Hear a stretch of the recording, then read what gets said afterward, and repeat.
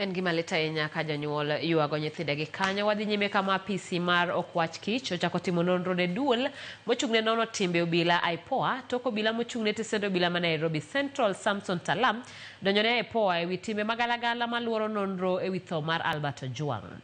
Matimore kinde madong' Adoni achich ewi nek mar Albert Ojwang James Mukhwana ibiro med dine tisend obila kuom thuolo mar ndalo 21 ka nonro dhi nyime.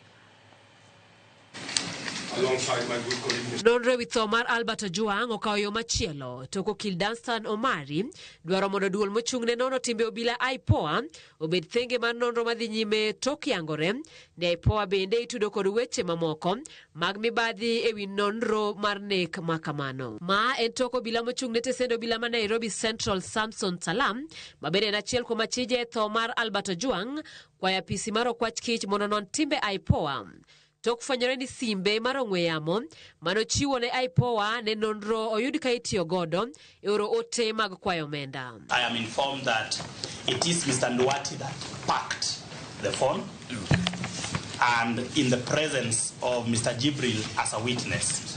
And the OCS signed. And the OCS himself. All those parties signed this Caesar form. And that since then, this phone has never left the chain of custody form, envelope.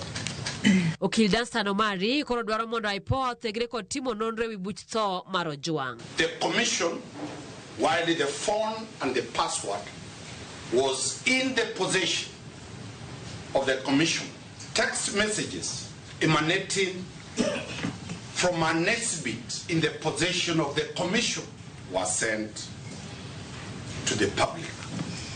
This then falls clearly under the ambit of a suspected criminal act having been committed. Kata kamano kwedo wach mar donjore kod duol manono timbe obila IPOA. I do not think that the stepping aside of the DIG has anything to do with the phone and the messages.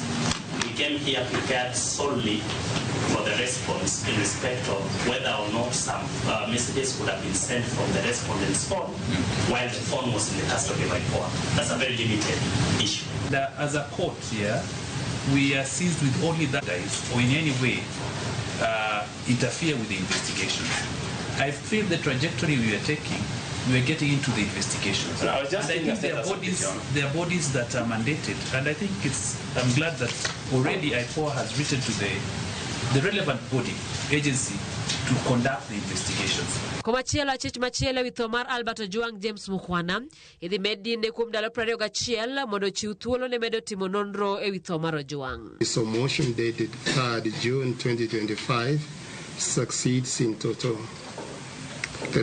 Number 2, the respondent shall be detained for a period of 21 days, including weekends and holidays. Number 3, the term days shall run from 13th of June 2025. And lastly, parties are at liberty to apply as and when change of circumstances arise. Ing'eto mare jang'ad bura Robinson Ondieki owacho ni buch nek mar Ojwang en gino manie chuny oganda gimamiyo ok ginyal weyo achiji obed oko mar doho sani. I am strongly persuaded that this is a public interest case that warrants this court to limit the respondent's right to liberty under Article 24(1)(e) of the Constitution.